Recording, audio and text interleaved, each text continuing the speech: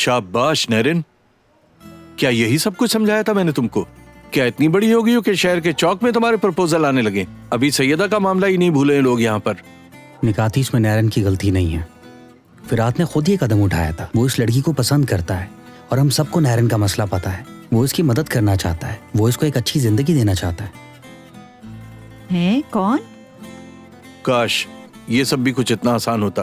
क्या तुम जानती भी हो, हिकमत का दान फरात का वजीफा बंद कर देंगे और उसके हालात भी नरेन की तरह हो जाएंगे। हाँ, अगर उन खातून को पता चल गया तो समझो उनका भी वजीफा बंद। और ऐसा भी हो सकता है कि हमारी सारी कोशिशें बेकार हो जाएं। नरेन, तुम्हें पता होना चाहिए कि इन मर्दों से कैसे निपटना है, क्योंकि लोगों को बातें बनाने का बहाना चाहिए और कसूरवार तुम ही कहलाओगी। जो कुछ भी होता है मेरी वजह से होता है निकाती अंकल। रिसेशन भी मेरी वजह से आया, बैंक दिवालिया भी मेरी वजह से हुए, और ग्रीस में जो जंग छिड़ी है उसके कसूरवार भी मैं ही हूँ। और फराद से भी मैंने ही कहा था ना कि सबके सामने मुझे प्रपोज करे। हर चीज में मेरी गलती होती है। और क्या चाहिए तुम्हें लड़की? एक लड़की को इससे बढ़कर कुछ नहीं चाहिए होता। अब तुम इस शहर के एक बहुत अमीर आदमी फराद कज़ान की बीवी बनोगी। मेहमद, शर्म आना चाहिए तुमको। सुन लो, तुम्हारी वजह से इन लड़कियों को बर्बाद होते हुए नहीं देख सकता हूँ मैं। तुम्हारे किए की सजा इनको क्यों मिले? अब तमीज से रहना तुम। बिल्कुल सही कह रहे हैं भाई आप, क्योंकि मेरी बहन फराद कज़ान की बीवी बनने जा रही है तो तमीज तो सीखनी पड़ेगी ना। तुम नहीं सुधरोगे, अल्लाह की लानत हो तुम पर। जी। हाँ, लड़के वाले रिश्ता लेके कब आ रहे हैं? आखिर मुझे तैयारी भी तो करनी है। अम्मी, हमने तो इसका रिश्ता उसी वक्त कर दिया था जब आप सो रही थी। बहुत पीटूंगी तुम्हें। सही सही बताओ मुझे, बात क्या है आखिर? या अल्लाह, मैं कहीं पागल ना हो जाऊं। नारन बेटा, ज्यादा परेशान मत हो तुम, सब कुछ ठीक हो जाएगा। मैं कह रहा हूं ना तुमसे, सब कुछ ठीक हो जाएगा। इसके बारे में उन्होंने कब पूछा? सही बात तो बताओ। इसके सामने तो कुछ भी बोले, इसको कुछ समझ ही नहीं आता। इसके बारे में इन्होंने कब पूछा? कैसी बात करती।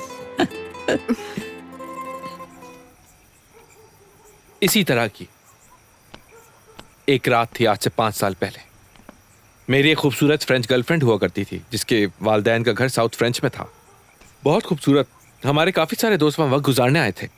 एक कपल का वहाँ झगड़ा हो गया। उनकी नई नई शादी हुई थी। उनका झगड़ा पूरा दिन और पूरी रात चला। और एक मजे की बात और बताता हूँ, उस वक्त कोई अपने होश हवास में नहीं था। उन दोनों की झगड़े की वजह शायद जेलसी थी। हम सब बारबेक्यू के लिए गोश्त भी लेकर आए थे और खाना तैयार हो रहा था। उस वक्त अचानक पता नहीं उसको क्या हुआ कि उसने बेलचा उठाया और पूरी ताकत से उस लड़की को दे मारा। क्या? फिर क्या? सच कह रहे हो? वो लड़की पानी में जा गिरी। बिल्कुल साकत हिल भी नहीं रही थी।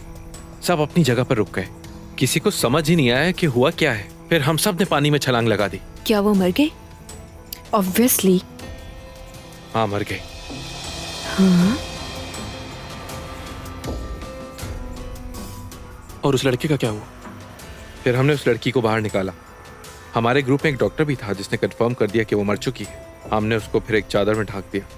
नेटली ने पुलिस को फोन कर दिया और फिर हम क्या देखते हैं कि बैम, उस लड़के ने खुद को गोली मार ली। उसका सर इतनी पूरी तरह डैमेज हुआ था कि उसका भेजा भी बाहर आ चुका था।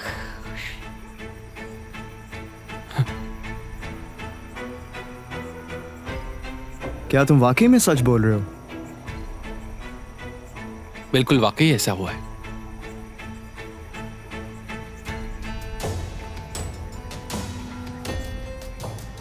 तो क्या गोश्त सर्व करें ना?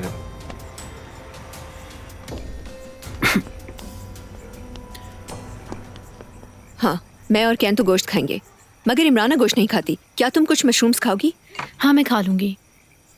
क्या और कोई मशरूम्स खाना पसंद करेगा? मैं खाऊंगी। Okay. Are you serious, my friend? क्या तुम्हें वाकई लगता है कि मैं स्टोरी बना रहा हूँ? तुम्हारी वजह से हमें बहुत अच्छी नींद आने वाली है।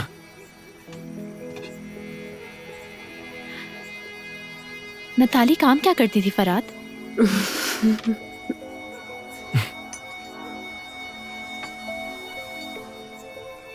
नेटली वो मिनिस्ट्री के लिए काम करती थी, मेरे उसे मारने से पहले।